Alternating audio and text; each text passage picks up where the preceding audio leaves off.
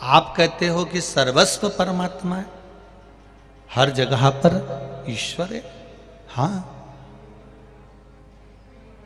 पर वो दिखता तो है ही नहीं।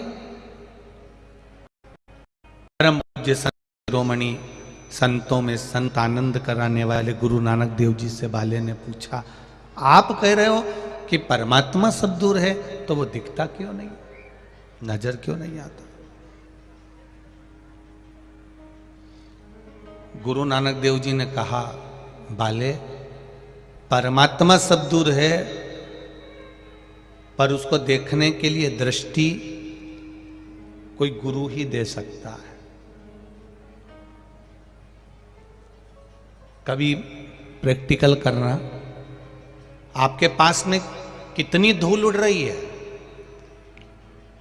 आपके पास में छोटे छोटे कण इतने उड़ रहे हैं, इतने घूम रहे हैं कि आप अंदाजा नहीं लगा सकते। आपको दिख रहे हैं क्या? नहीं दिख रहा है। आपके पास में कोई कांच हो, उस कांच को धूप में से अपने पास में से कहीं रोशनी करना, और उस धूप की रोशनी के बीच में जो कांच और धूप के बीच में जो जगह मिले, उसमें देखना आपको वो छोटे छोटे कण उड़ते हुए नजर आएंगे। आते कि नहीं आते? कभी कभी आपने बच्चों के साथ में देखा होगा, बच्चे लोग जब वो कांच की रोशनी करते हैं तो उसमें वो छोटे छोटे कण नजर आ रहे हैं।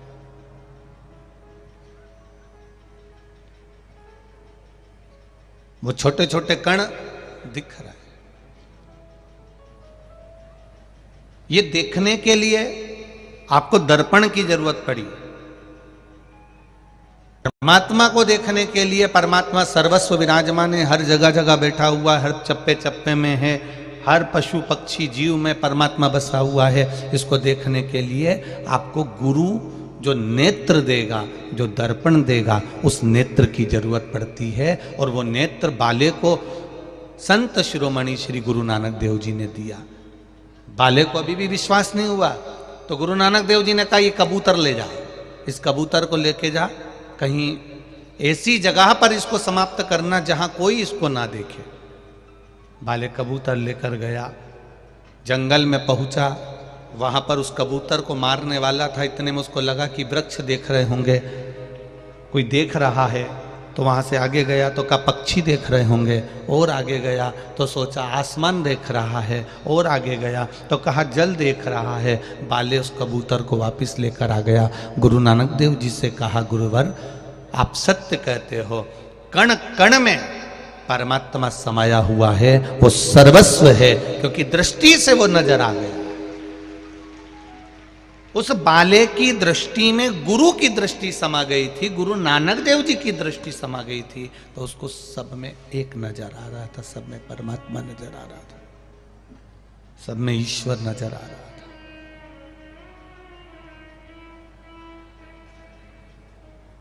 अकेले रोलोगे ना, चल जाएगा।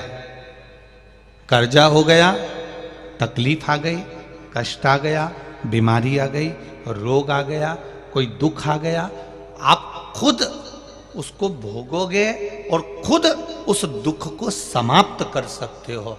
किसी दूसरे की सामर्थ्यता नहीं है कि वो तुम्हारे दुख को समाप्त कर दे।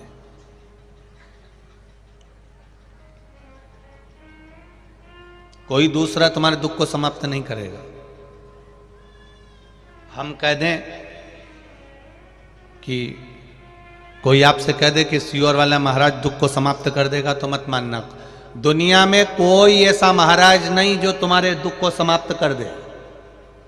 अगर कोई ढोंग करे, प्रपंच करे, छल करे, तो वो उनका वो जाने, पर किसी की सामर्थ्यता नहीं है कि कोई तुम्हारे दुख को समाप्त कर दे। तुम्हारे दुख को तुम्हें स्वयं समाप्त करना पड़ेगा। जब हम अपने कर्म को करते करते करते करते भगवान को समर्पित होकर करेंगे, तो भगवान उस कर्म का फल देना प्रारंभ करेगा, और फिर धीरे धीरे दुख कटना प्रारंभ हो जाएगा। किसी की सामर्थ्यता नहीं। और ये ढोंग प्रपंच में फंसना भी मती, अंधविश्वास में जाना भी मती।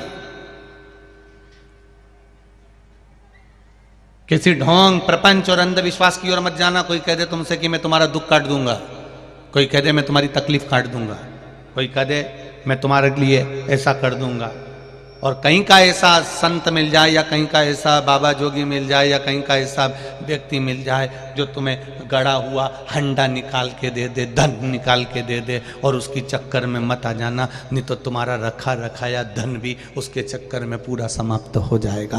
कर्म प्रथम है।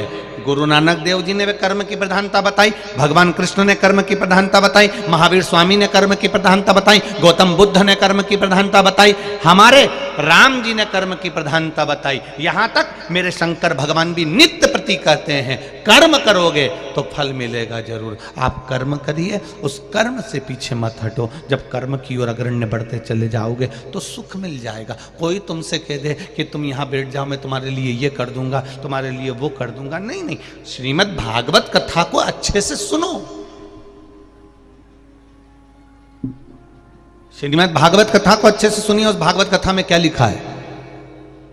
राजा परीक्षित को श्राप लग गया 7 दिन मरने का। 7वें दिन राजा परीक्षित को मरना है, और राजा परीक्षित 7वें दिन मरने वाले थे, और चलते चलते चलते चलते उनको 350 ऋषि मिले। कोई ने कहा हम ये करवाएंगे, कोई ने कहा हम ये करवाएंगे, कोई ने कहा हम ये करवाएंगे, हम तुझे बचा लेंगे, हम ये कर देंगे, हम वो कर देंगे। पर राजा परीक्षित किसी के चक्कर में नहीं आया। तब आखिरी में 350 ऋषि के बाद में 351वें नंबर के ऋषि मिले श्री सुखदेव जी महाराज। उनने ये नहीं कहा कि राजन मैं तुझे बचा लूंगा, उन्होंने ये नहीं कहा कि तू बच जाएगा, तुझे श्राप लगा है, तू मरेगा, 7वें दिन ही मरेगा, ये पक्का है। पर इतना जरूर कह सकता हूं कि तू अगर 7 दिन बैठकर मेरे पास सत्संग कर लेगा, कथा सुन लेगा, भजन कर लेगा, तो 7 दिन तू भगवान की भक्ति में डूब जाएगा। तो ये पक्का है कि तुझे सांप भी डसेगा तो दर्द नहीं होएगा, भय नहीं होगा, तकलीफ नहीं होगी, कष्ट नहीं। सुखदेव जी ने यह नहीं कहा कि मैं 7 दिन में तुझे बचा लूंगा। 350 जितने मिले थे उन्होंने कहा था मैं तुझसे ये यज्ञ कराऊं, मैं तुझसे अनुष्ठान करवाऊं, मैं तुझसे ये करवाऊं, मैं तुझसे वो करवाऊं, मैं तुझसे ये करवाऊं, तुझे बचा लूंगा। पर सुखदेव जी ने कहा मृत्यु अगर आ गई है तो 7 ताले में भी बंद हो जाएगा, तो भी तुझे मरना तो पड़ेगा, पक्का है।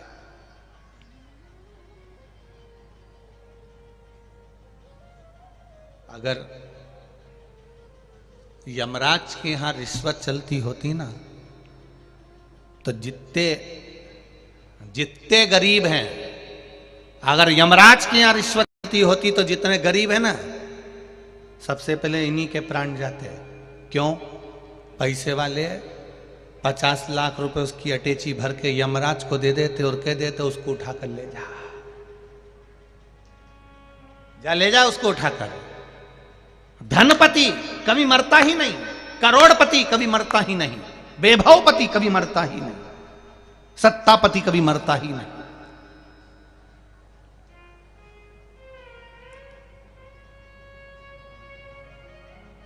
उसने वैभव भी दिया, सत्ता भी दी, धन भी दिया, जन्म भी दिया, तो उसने मृत्यु भी दी है।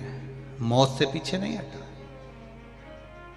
भारत के कितने बड़े बड़े संत हुए, कितने बड़े बड़े साधु हुए, कितने बड़े बड़े तपस्वी हुए, और भारत में कितने बड़े बड़े वीर हुए, भारत में कितने बड़े बड़े योद्धा हुए, क्या वो नहीं मरे? मृत्यु तो आई। धन इकट्ठा कर लेते और कह देते यमराज तू लेकर चले जा, मैं नहीं मर रहा।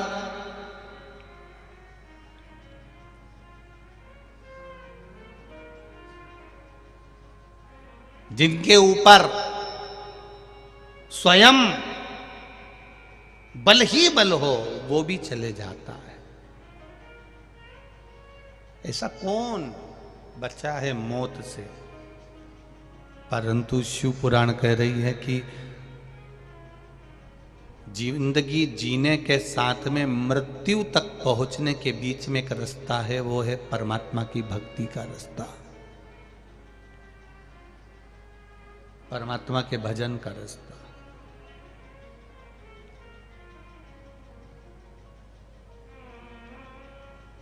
एक पैसे वाला व्यक्ति मरता है, कोई करोड़पति व्यक्ति मरता है, कोई धनपति व्यक्ति मरता है, तो मरने के बाद उसका स्टेचू, उसका पुतला कभी चौराहे पर नहीं लगता। बोलो रे जम के लगा। कोई करोड़पति मर गया, धनपति मर गया, कोई वैभवपति मर गया, खूब पैसा उसने कमाया और उसका पुतला, हाँ कोई लालच में लगा दे चौराहे पे तो बात दूसरी है। धनपति का पुतला कभी चौराहे पर नहीं लगता। पुतला चौराहे पर उसी का लगता है, भले उसके पास में पैसा नहीं था तो भी जंगल में रहकर छोटी छोटी बच्चियों को, गरीब बेटों को, गरीब बेटियों को, साधारण परिवार को अपने पैसे से छोटा सा स्कूल का निर्माण करा, बच्चों को पढ़ाना चालू करा।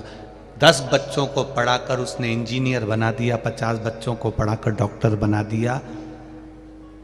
धनपति ने खुद की तिजोरी भरी है और एक संत स्वभावी साधारण से साधारण व्यक्ति जब किसी दूसरे के प्रति परमार्थ का कार्य करता है तो चौराहे पर पुतला उसका लगा दिया जाता है कि इसने हमारे राज्य में, हमारे नगर में, हमारे क्षेत्र में एक अच्छा काम किया है, कोई श्रेष्ठ कर्म किया, कोई अच्छा कार्य किया।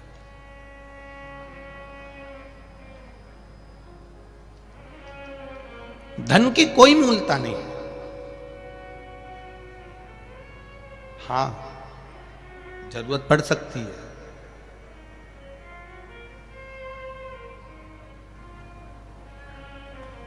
पर वो जरूरत पड़ने पर दुनिया का कोई व्यक्ति आपको अपनी तिजोरी का माल नहीं देगा। छत्तीसगढ़ में ऐसा होता हो तो बात दूसरी है कि आपका कर्जा पड़ोसी चुका देता हो। चुकाते हैं छत्तीसगढ़ में? अरे बोलो तो जम के, कोई नहीं चुकाता। सगा भाई भी जब तुम्हारा कर्जा हो जाएगा ना तो खूब ज्ञान की बातें कहेगा, पर तुम्हारा कर्जा नहीं चुकाएगा। रिश्तेदारों की भले फैक्ट्रियां चल रही होगी, रिश्तेदारों के भले बहुत गाड़ियां चल रही होगी, पर तुम्हारा कर्जा चुकाने वाला कोई रिश्तेदार नहीं आएगा। कर्जा चुकाना किसको है? तुमको खुद को मेहनत करना पड़ेगी, तुम्हें स्वयं को आगे बढ़ना पड़ेगा, खूब परिश्रम करना पड़ेगा, भगवान का भजन करना पड़ेगा, उसके आश्रित होकर कार्य करना पड़ेगा, तब वो फल देगा। फल देगा तब आपका कर्जा चुकेगा। किसी की सामर्थ्यता नहीं कि कोई चुका दे।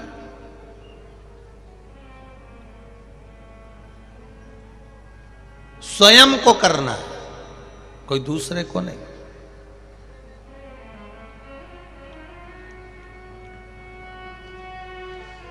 हमारे कर्म का भोग अगर ऐसा होता कि आपके कर्म का भोग दूसरा भोग लेता तो सबसे पहले राम जी महाराज की कथा ही नहीं आती। सीता जी ने एक चिड़िया को कैद में रखा था तो माता जानकी जी को कैद में रहना पड़ा। चिड़िया गर्भ से थी तो उसको पति से अलग रहना पड़ा था, तो जानकी जी को भी गर्भ धारण कर कर पति से अलग रहना पड़ा था। बाली ने छुपकर, भगवान राम ने छुपकर बाली को मारा था। कृष्ण अवतार में वो बाली जरा नाम का व्याघ्र बनकर भगवान कृष्ण को मार देता है। ये कर्म का खेल है जो आपको खेलना है। अगर आज आपको बहुत अच्छा भोजन मिल रहा है, घर में सोने के लिए डनलप का गद्दा मिल रहा है, कमरा मिल रहा है, मकान मिल रहा है, सुख मिल रहा है, कुछ अच्छा प्राप्त हो रहा है, तो ये आपके कर्म के अनुसार प्राप्त हो रहा है। आपने जो भजन किया, आपने जो शिव मंदिर में 1 लोटा जल चढ़ाया, कई लोग कहते हैं शिव मंदिर में 1 लोटा जल चढ़ाने से क्या होता है। हम कहते हैं ये जैसे शंकर भगवान पर 1 लोटा जल चढ़ता है, शिव जी के ऊपर लगा हुआ चंदन धुल जाता है, शिव जी पे चढ़ा हुआ चावल धुल जाता है, शिव जी पे चढ़ी हुई बेलपत्र धुल जाती है, शिव जी पर लगा हुआ दही धुल जाता है, शिव जी पर लगा हुआ घी धुल जाता है। 1 लोटा जल जब आप शंकर जी पे चढ़ाते हो तो चंदन जल से धुल जाता है। उसी तरह हम तो शिवजी पे जल चढ़ाते हैं तो उनका चंदन धुलता है, शंकर जी को जल चढ़ाते हैं तो हमारी कर्म में जो दुख की लाइन है वो भी धुल जाती है, शिव को मात्र जल चढ़ा देने से। केवल जल समर्पित कर देना।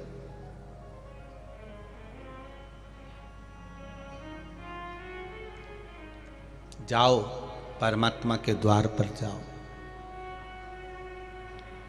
हम कभी नहीं कहेंगे कि तुम अपनी दुकान छोड़ दो, खूब कमाना, जितनी शरीर की कैपेसिटी है ना उतना कमाना।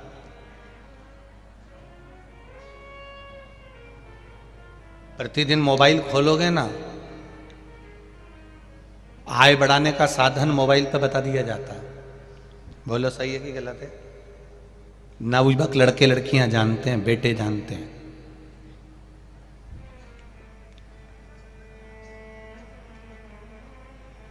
रोज गूगल पर, फेसबुक पर, इंस्टाग्राम पर आय बढ़ाने का साधन बताया जाता है। प्रतिदिन आप खोलोगे उसमें लिखा हुआ जाएगा कि वहाँ की एक लड़की ने 1 करोड़ रुपए कमाए, कमाने का तरीका हमारे पास है। वहाँ के एक लड़के ने ये गेम चालू करा और उसने 5 करोड़ रुपए कमाए, वो 5 करोड़ कमाने का तरीका हमारे पास है। जो जल्दी धनपति बनने की सोचता है वो एक दिन रोडपति बन जाता है। याद रखिएगा जरा। हमारे पास फेसबुक खोलोगे, इंस्टाग्राम खोलोगे, यूट्यूब खोलोगे, गूगल खोलोगे, व्हाट्सएप खोलोगे, उसमें कमाने का तरीका, आय बढ़ाने का तरीका तो दुनिया के लोग बता देते हैं, पर किसी दुनिया के लोगों से पूछना, साहब आय तो बढ़ रही है पर आय के साथ में हमारी उम्र बढ़ती चली जा रही है, इस उम्र को रोक दिया जाए और आय बढ़ाई जाए, कोई तरीका हो तो बता देना। वो तरीका वो गूगल और व्हाट्सएप और फेसबुक और इंस्टाग्राम पे नहीं मिलेगा। आय के साथ में उम्र बढ़ रही है तो ऐसी आय बढ़ने से कौन सा मतलब है? 24 घंटा दुकान पे बैठकर कमा रहा है, कमा रहा है, कमा रहा है, कमा रहा है। काले बाल थे सफेद हो गए, मुंडा में सोफा सेट था, पूरा सोफा सेट निकल गया, 2-1 सोफे के हत्ते रह गए, वो हाथ रखने के 2-1 रह गए, एक इधर एक इधर, सब निकल गया। खिड़कियां खराब हो गई, अब उस पे चश्मा लगाया है,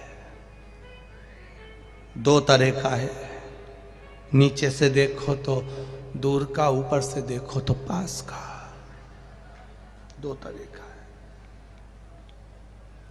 ये दरवाजा भी खराब हो गया, 25 बार कहना पड़ता है तब कुछ सुनाई देता है, बड़ा कठिन है। अब पहले 2000 रुपए कमाते थे, 5000 रुपए कमाते थे, 10,000 रुपए कमाते थे।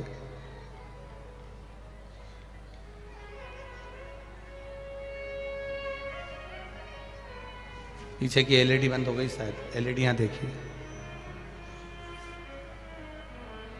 एलईडी चालू करो सब दूर की। पहले 5,000 रुपए महीना कमाते थे, 10,000 रुपए महीना कमाते थे, 15,000 रुपए महीना कमाते थे। अब तुम्हारी आय तो बढ़ी है,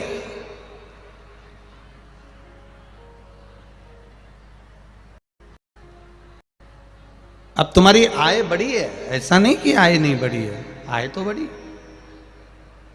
पीछे के बक्से चालू कर, बाहर एलईडी बंद है, एलईडियां चालू करिए।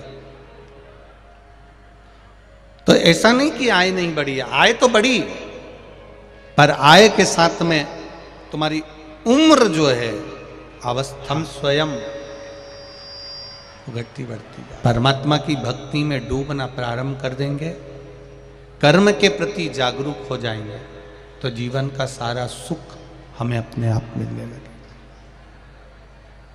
अपने आप प्राप्त हो जाए। देखिए, हमें दूसरे का जो दुख है वो छोटा लगता है, अपना दुख बड़ा लगता है। पर शिव महापुराण की कथा तो यहाँ तक कहती है कि भगवान के दरवाजे पर जाना, परमात्मा के द्वार पर जाना, तो पहला शब्द तुम्हारे मुख पर होना चाहिए, सर्वे भवन्तु। जम के बोलो जरा, सर्वे भवन्तु सुखिनः, सब सुखी रहे।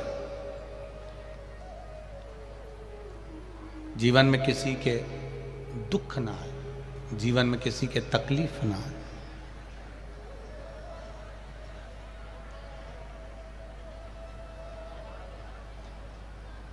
हमारा सनातन धर्म यह कहता है कि किसी भी धर्म की, किसी भी संप्रदाय की और किसी व्यक्ति की ना तो कभी हंसी उड़ाना है, ना कभी हमें अपमान करना। ना कभी हम हंसी उड़ाएं और ना कभी हम अपमान करें।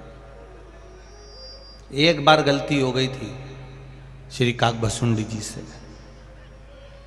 रामचरितमानस का उत्तरकांड, आप सभी ने रामायण तो पढ़ी होगी, और रामचरितमानस का उत्तरकांड कहता है काकभसुंडी जी से एक गलती हो गई थी। वो गलती बड़ी प्रबल थी। काकभसुंडी जी शंकर भगवान की आराधना करते थे, शिव जी की भक्ति करते थे, शंकर की भक्ति में डूबे रहते थे। उनके गुरु श्री लोमश जी, वो राम जी की भी भक्ति करते थे, शंकर जी की भी भक्ति करते थे। उनकी चित्तवृत्ति में जो बैठा उसकी भक्ति में रमे रहते थे।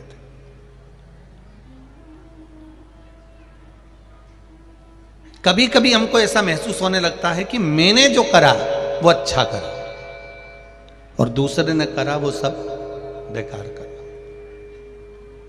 सास और बहू में जो झगड़ा होता है वो इसी बात पर होता है। सास कहती है मैं जितना कर लेती हूं मेरी बहू बिल्कुल नहीं करती, पर बहू का जो शरीर है उसके हिसाब से वो अच्छा कर लेती है। ये समझो ना कि जिसकी जिसके शरीर की जितनी कैपेसिटी काम की, तेरी उम्र में जब वो आएगी तो पक्का है तेरे से ज्यादा काम करेगी। पर हम सोच रहे हैं कि अभी वो इतना काम करे। अब वो अभी तो शादी करके आई है, ब्याह करके आई है, 2 साल में, 4 साल में, 3 साल में तुम सोचती हो कि तुम्हारे जैसी हो जाए, तुम्हारे जैसा काम करने लगे। तो कमला, इस अंदाजे में मत रहना। फिर तेरा नाम कमला, उसका नाम लीला, फिर वो लीला दिखाना चालू कर देगी। क्या मतलब? हमको लग रहा है कि हमारे जैसा काम करे, नहीं हो सकता, कभी नहीं होगा। वो तो ना भविष्य थे। हां, समय की अवस्था ढलती जाएगी और समय अच्छा अच्छा गुरु, अच्छा अच्छा शिष्य क्या काम आएगा? एक लोटा जल क्या काम आएगी? एक बेलपत्री। दुनिया के लोगों को तुरंत रिजल्ट चाहिए, पर हम निवेदन करेंगे हमारे पास में कोई मंत्र या तंत्र की या विद्या की ऐसी पुड़िया नहीं है कि हम घुमा के तुम पे फेंक दें और फूंक मार के उड़ा दें। सीहोर वाले महाराज को ना तंत्र आता है, ना मंत्र आता है, ना विद्या आती है। केवल उसको तो शिव की भक्ति है, शंकर का भजन है और शिव का स्मरण, उसके सिवा कुछ भी नहीं, कुछ भी नहीं। और जो तंत्र मंत्र और विद्या के चक्कर में रहते हैं, झाड़ा फूकू के चक्कर में रहते हैं, भभूत के चक्कर में रहते हैं, एक दिन वही भूत बन जाते हैं। उसका कोई मतलब नहीं होता, कोई सेंस नहीं है। आपको स्वयं मेहनत करना है। अब ये लड़का अगर सिर फट गया तो इसमें सीहोर वाला महाराज वहां नहीं जाता, ना सीहोर वाला महाराज वहां पहुंचकर कुछ करता। करना तुम्हें पड़ा, शिव मंदिर तुम्हें जाना पड़ा, विश्वास तुम्हें जगाना पड़ा, भरोसा तुमको रखना पड़ा, दृढ़ता तुम्हें रखी। तुम्हें याद आ गया, शिव पुराण में महाराज जी कहते एक लोटा जल चढ़ा, समस्या निपटेगी, और वो जल चढ़ाने के लिए भाग पड़ी। उसका विश्वास भी तो जागा, उसकी दृढ़ता भी तो जागी। अब तुम्हें तो चाहिए कि महाराज कुछ ऐसा कर दें कि मेरे घर में करोड़ों का धन आ जाए, तो वो दूसरे महाराज होंगे जो करोड़ों का धन, तुम्हारा धन निचोड़ के और करोड़ों का धन भर दें, वो दूसरे हो सकते हैं। यहाँ तो केवल शिव की भक्ति है। भगवान के दरवाजे पर जाओ, कर्म के साथ भजन करो, मंत्र का जाप करो, श्री शिवाय। मंत्र नहीं, इसमें कोई साधन नहीं, ना इसमें बेल है ना कोई भभूति है। यहाँ तो केवल भगवान शंकर का भजन मंत्र, और आपने दिल से उसको रिझाया, दिल से कहा, ये उसका असर है। दिल से कहो। आप लोग कुबेरेश्वर धाम कभी गए होगे? कौन कौन गया है कुबेरेश्वर धाम? अच्छा, गए हो आप लोग? हाँ, रखो। कभी जिंदगी में कुबेरेश्वर धाम जाना तो सीहोर स्टेशन से उतरकर जब आप कुबेरेश्वर धाम पर जाएंगे तो वहां पर आपको कोई तंत्र मंत्र विद्या नहीं दिखेगी। कंकर उठाओ, पूजन करो और बस भजन करो, भोजन करो, सो जाओ। ना तो वहाँ पर कोई वीआईपी ट्रीटमेंट है, हॉल बना हुआ है, गद्दे मिलते हैं, रजाई मिलती है, कंबल मिलता है, बिछाओ, सो और भोजन करो, और आए हो तो सेवा करो, कंकर शंकर की पूजन कर लो, बस इतना, कुछ भी नहीं बाकी। और दिल से क्या कराते हो? आप में भी कई लोग ऐसे होंगे जो एक बार नहीं, कम से कम 3 से 4 बार गए होंगे कुबेरेश्वर धाम पर।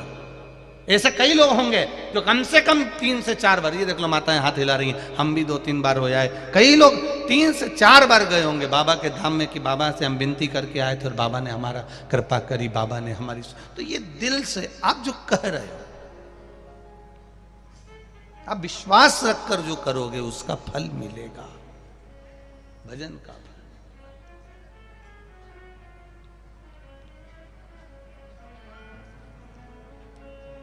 कोई ढोंग नहीं, कोई पंच नहीं, कोई अंधविश्वास नहीं, केवल शिव है। काकभूषुंडी जी शिव को मानते हैं, लोमश बाबा राम और कृष्ण शिव सबको मानते हैं, राम और शिव को मानते हैं। एक दिन काकभूषुंडी जी और लोमश बाबा, जो काकभूषुंडी जी के गुरु हैं,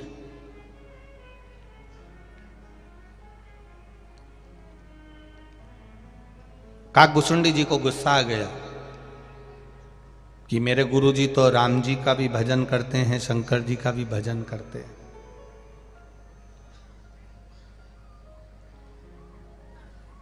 देवों में देव, महादेव। काकभूषुंडी जी ने कहा, मैं तो केवल शिव जी का भजन करता हूं, बाकी का किसी का नहीं। अब ये काकभूषुंडी जी को अपने मुख से नहीं कहना चाहिए कि मैं केवल शिव जी का भजन करता हूं, बाकी किसी का नहीं।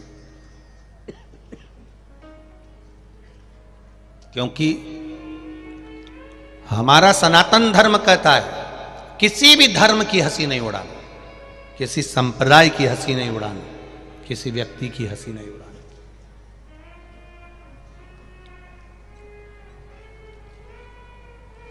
हम क्यों हंसी उड़ाएं किसी की? कोई आंख से बेकार है, कोई जिह्वा से बेकार है, कोई श्रवण शक्ति से बेकार है, कोई हाथ से, कोई पाँव से अगर विकलांग है, कोई शरीर से बहुत मोटा है, कोई बहुत दुर्बल है, कोई की बुद्धि कम है, कोई में बहुत ज्यादा बुद्धि है। तो हम क्यों हंसी उड़ाएं? किसके लिए?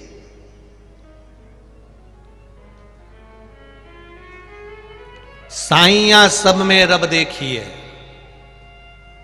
साइया सब में रब देखिए, रूप एक है, रब अनंत है, अनेक। उसका स्वरूप अलग अलग है। वो रब, मेरा बाबा, मेरा भोलेनाथ, मेरा शंभू, मेरा त्रिकालदर्शी, मेरा कैलाशी, किस किस रूप में आता है इसका कोई भरोसा कहीं नहीं है।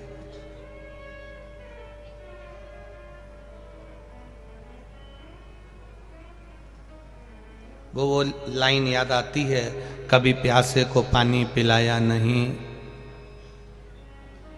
आगे सुना ना जरा छत्तीसगढ़ वाली जीजियो। बोलो रे जी जाऊं, तुम्हें याद है गा?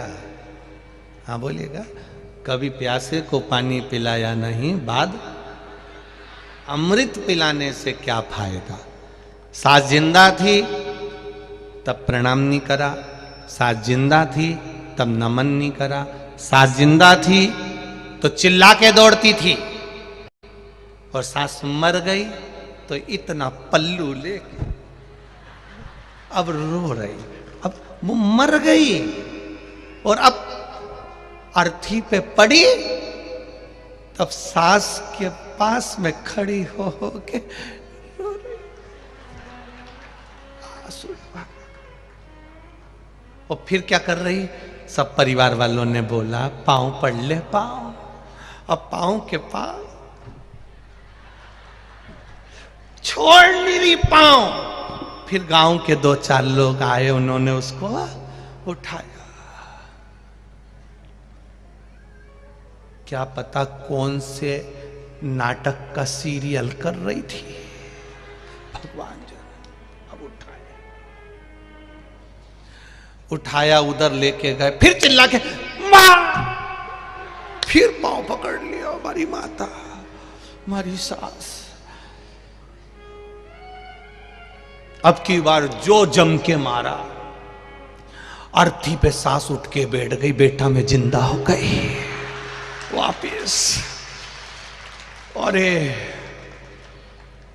अब ये आंसू आंसू पोंछ के अंदर चली गई। तुरंत डोकरी फिर जिंदा। 6 महीने बाद डोकरी फिर मर गई, मां फिर मर गई, बूढ़ी माता फिर मर गई। अब की बार ये नी रोई, वहीं खड़ी एक जगह, सिर पे पल्लू मल्लू लेके दरवाजे पे खड़ी, एक जैसी बस रो नहीं रही। सारे रिश्तेदारों ने पूछा तू रो क्यों नहीं रही? बस परिक्रमा लगाई, पांव के पास नहीं जाऊंगी। एक बार पांव के पास गई थी, 6 महीना डोकरी फिर जिंदा हो गई थी बुढ़िया। अब की बार पांव के पास गई और 2-4 साल के लिए जिंदा हो गई तो मेरा पूरा प्लान फेल हो जाएगा। अब नहीं जाऊंगी, ये संसार। माता अब गया।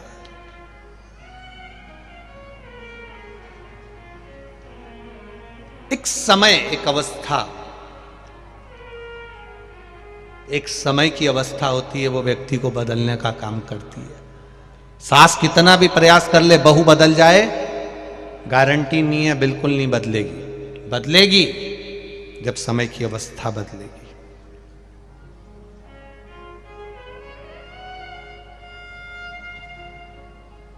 आप उसको नहीं बदल सकते, पर समय की अवस्था बदल देगी। जब बच्चों को पढ़ाएगी, विद्वान बनाएगी, अपना त्याग करती चली जाएगी, खाने का, भोजन का, रहने का, सब त्याग धीरे धीरे करती चली जाएगी, तब वो बच्चों को पढ़ाती पढ़ाती फिर तुम्हारे जैसी हो जाएगी।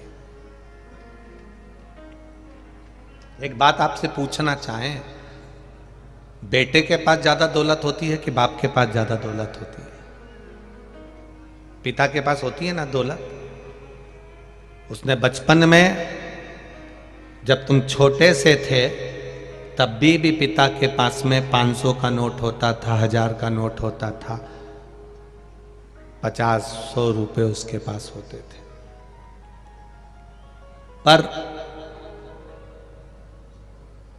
अपने बेटे को, अपनी बेटी को पढ़ाने के चक्कर में, बढ़ाने के चक्कर में, उनके कपड़े अच्छे पहनाने के चक्कर में, उनको खाना अच्छा खिलाने के चक्कर में, पिता की जेब में 500 का नोट भी है और भूख भी लग रही है ना, दुकान पे बैठकर ठेला चलाते समय अगर उसको भूख भी लग रही है, वो नहीं खाता है, क्योंकि मेरे बच्चे को देना है,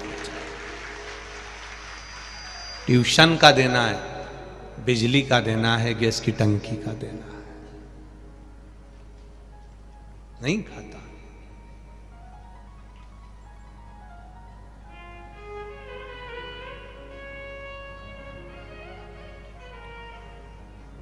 कितनी बड़ी बात आज आपको एक बताना चाहेंगे।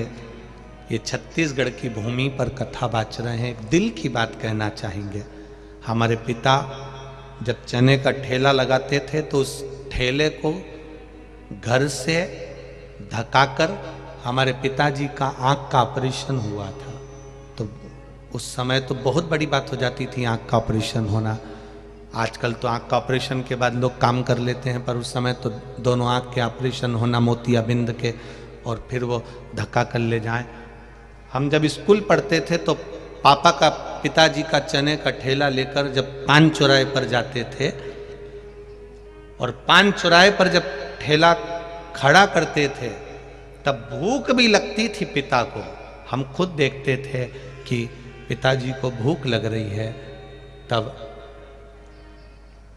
चना भी उठाकर नहीं खाते थे। हम कई बार, हमारे बड़े भैया ने पूछा, पापा भूख लग रही है, आप चना खा लो। तो पिताजी का शब्द होता था, 2 रुपए का चना बिगड़ जाएगा, वो 2 रुपए आएंगे तो काम आएंगे। घर का चना भी ठेले का नहीं खाता था बाप। पिता पिता होता है, पिता वो चना भी नहीं खाता था। एक बेटे की जिंदगी बनाने के लिए, एक बेटी का विवाह करने के लिए कन्यादान करना है उसको। बेटी की शादी में लोग आएंगे, उनको खाना खिलाना है। खाना खाने वाला तो प्लेट में भोजन को डस्टबिन में छोड़कर चले जाता है, भरी की भरी 200 रुपए की प्लेट छोड़कर चले जाता है। पर उस बाप से पूछना जिसने 1-1 रुपया जोड़ा है अपनी बेटी की शादी के लिए कि आएंगे तो खिलाना पड़ेगा उसको। 1-1 रुपया जोड़ा है उस पिता ने, 1-1 रुपया। केवल बेटी का शादी करना है, बेटे का काम धंधा लगाना है, बच्चों को पढ़ाना है, अच्छे कपड़े पहनाना है। 500 रुपए उसकी जेब में है, पर 1 रुपया खर्च नहीं करता पिता। 1 रुपया। क्या उसको पानी पतासा याद नहीं आता जो तुम ठेले पर खड़े होके 50 रुपए का खाकर आ जाते हो? तुम्हारे पापा, तुम्हारे पिता को वो पानी पतासा अच्छा नहीं लगता? तुम्हारे पिता को क्या चाउमीन अच्छी नहीं लगती? तुम्हारे पिता को क्या वो बर्गर अच्छा नहीं लगता? तुम्हारे पिता को क्या वो पिज्जा अच्छा नहीं लगता? तुम्हारे पिता को क्या बाजार में मिलने वाली गजक अच्छी नहीं लगती? तुम्हारे पिता को बाजार में मिलने वाला क्या भोजन अच्छा नहीं लगता? याद उसको भी आती है, खाना वो भी जानता है, जेब में पैसा भी है, फिर भी नहीं खाता है, क्योंकि मेरी औलाद को पढ़ाना है, उसका विवाह रचाना है। नहीं खाता, छोड़ देता।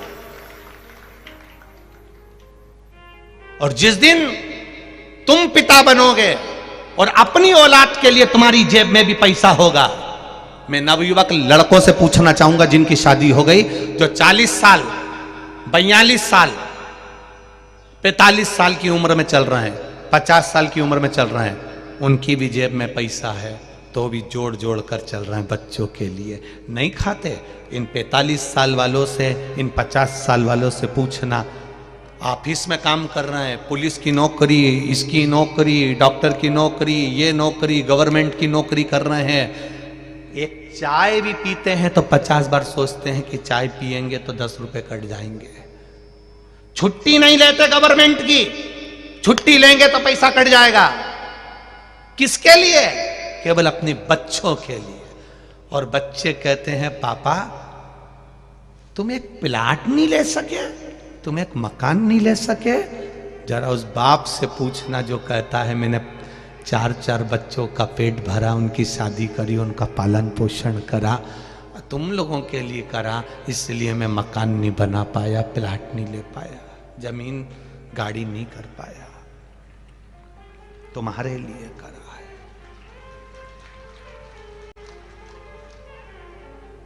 बाप जैसी दुनिया में कोई पूंजी नहीं हो सकती, पिता जैसी कोई दौलत नहीं हो सकती। जिंदा है तब तक लगता है तुमको कि तुमने कमाया है, चले जाएगा तब मालूम पड़ेगा कि ये सारी दौलत उसी की तो थी। उसी के आशीर्वाद की थी। आज सबसे बड़ी खुशी की एक बात कहना चाहूंगा, बड़ी खुशी की बात कहना चाहूंगा। लोग पूछते हैं शिव पुराण क्या देती है।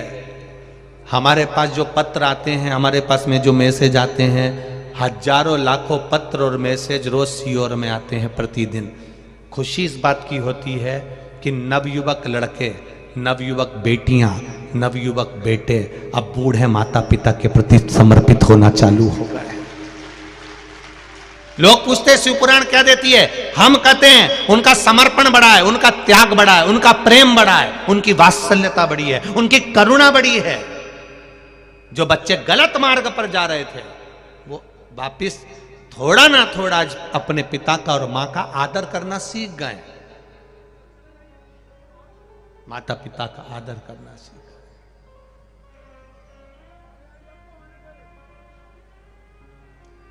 शिव जी ने क्या करा था? शंकर भगवान का सबसे पहला जनमानस को देने वाला गुण है, शिव जी ने देवताओं के लिए अमृत छोड़ दिया और खुद, बोलो जम के बोलो जरा, विष पी गए। पिता ऐसा ही होता है, अपने बच्चों के लिए जोड़ जोड़ जोड़ जोड़ सब दे देता है, खुद खून का घूंट पी जाता है। ठीक है करूंगा बाद में, तुम लोग खा लो मैं खा लूंगा बाद में, तुम लोग कर लो कर लेंगे बाद में। ये पिता का गुण है, विष पीना वो जानता है। तो मंदिर में रहने वाले शिव और तुम्हारे घर में रहने वाले शिव, तुम्हारे पिता कोई दूसरे नहीं है, वो शंकर का ही एक अवतार है, शिव का एक तत्व है, शिव का एक स्वरूप, उसको पहचान।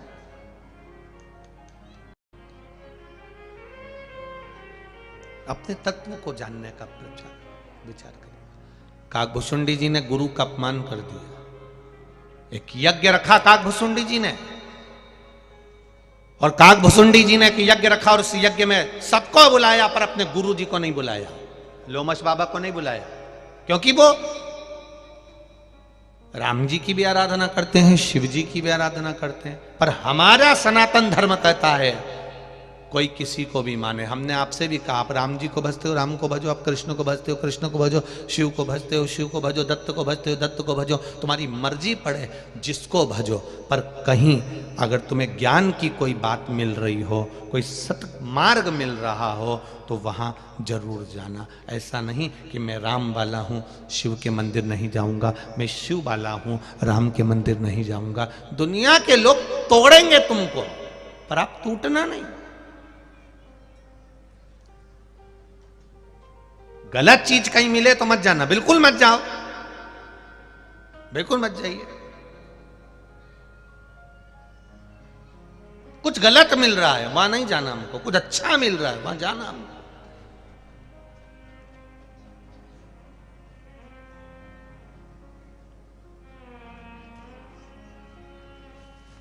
आज कोकड़ी में कम से कम 4.5 लाख लोगों से ज्यादा लोग इस कोकड़ी की कथा में आए हुए हैं। 4.5 लाख से ज्यादा लोग। टेंट बड़ा बड़ा के वो नागपुर का टेंट वाला साहू जी थक गया, इतना रोज टेंट लगाता है वो, कभी इधर बढ़ा देता, कभी इधर बढ़ा देता, कभी उधर बढ़ा देता। टेंट बढ़ते बढ़ते भोजनशाला में घुस गया। गलत है, भोजनशाला टेंशन में है कि दोनों टेंट एक मिला दिया, अब कहां जाओगे? तो वो टेंट वाला साहू भी बोला अब हम इधर नहीं आएंगे, अब हम उधर जाएंगे।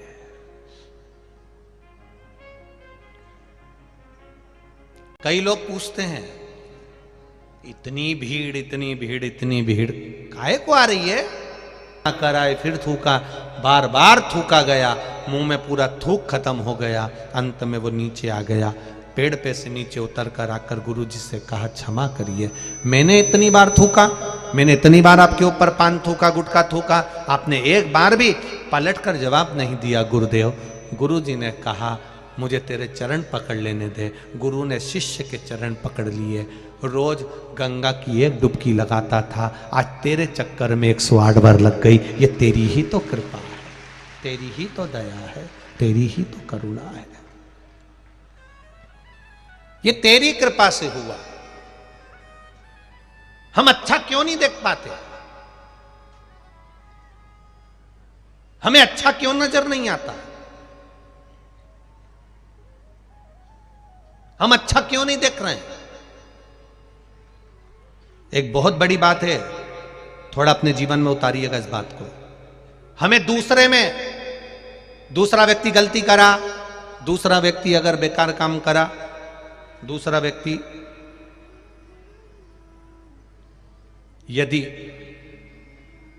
कुछ कमी करा है, देखो, बोलो, मना नहीं है, समझाओ, मना नहीं है।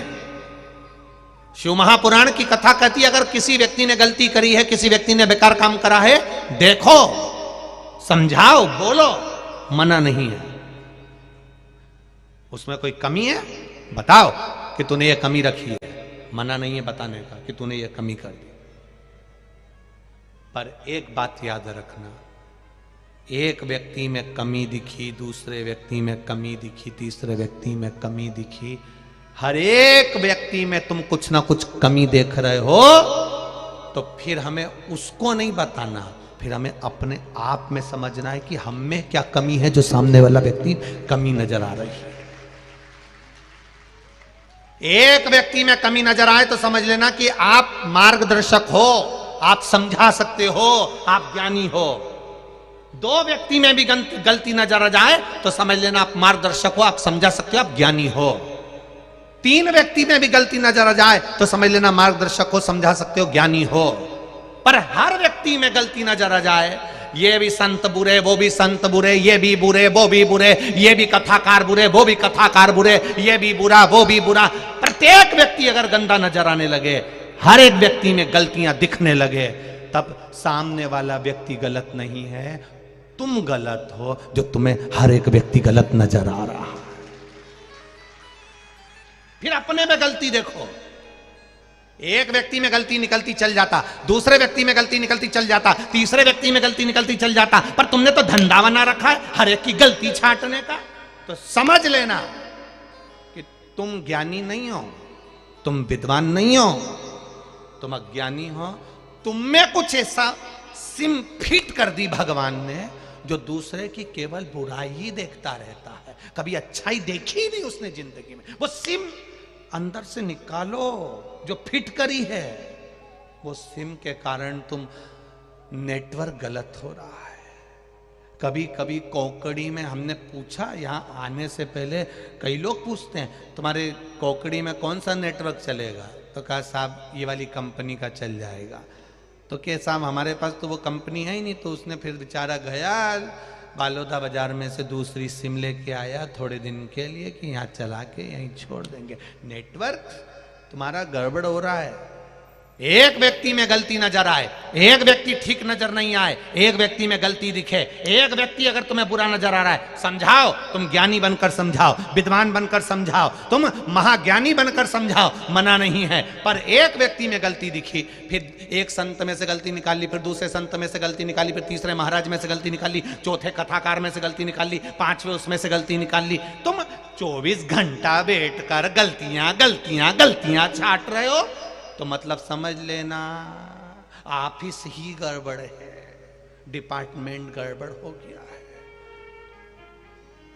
माता पिता ने कोई नमूना ही दूसरा पैदा कर दिया है, समझ लेना। ये अच्छा ही नहीं देख सकता, ये श्रेष्ठता नहीं देख रहा। एक में गलती दिखे, दो में दिखे, तीन में दिखे, चार में दिखे, पांच में दिखे, चल जाएगा, ज्ञानी कहलाओगे, समझा दो। पर सब में गलती नजर आए, समझ लो डिपार्टमेंट गड़बड़ है, ठीक नहीं है। विचार गड़बड़, सोच गड़बड़, अंदर ईर्ष्या भरा चुकी है, जलन भरा चुकी है, इसलिए गलत ही गलत दिख रहा है, अच्छा दिख ही नहीं रहा।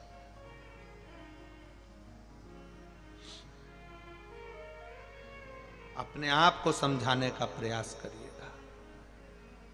उत्तरकांड श्री रामचरितमानस का ये संवाद अपनी जिंदगी में उतारिएगा। काक भसुंडी जी लोमश बाबा को नहीं बुलाए,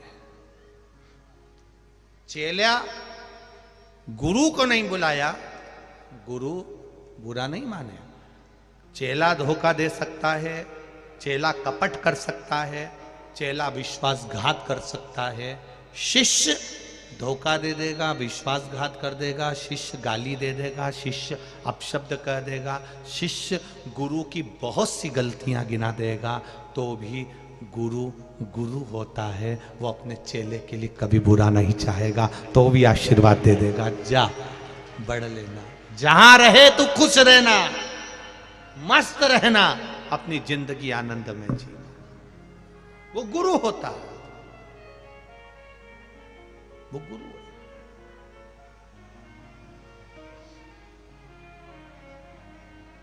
लोमश बाबा को काकभुशुंडी जी ने नहीं बुलाया, फिर भी लोमश बाबा को मालूम पड़ा कि मेरा शिष्य यज्ञ कर रहा है और मैं उसका गुरु हूं, मेरा जाना फर्ज बनता है, मैं जाऊं, ये गुरु का फर्ज है, जाए। बहू गुस्से में आ जाती है तो सास से बात करना बंद कर देती है, बोलो री छत्तीसगढ़ की जीजी हो,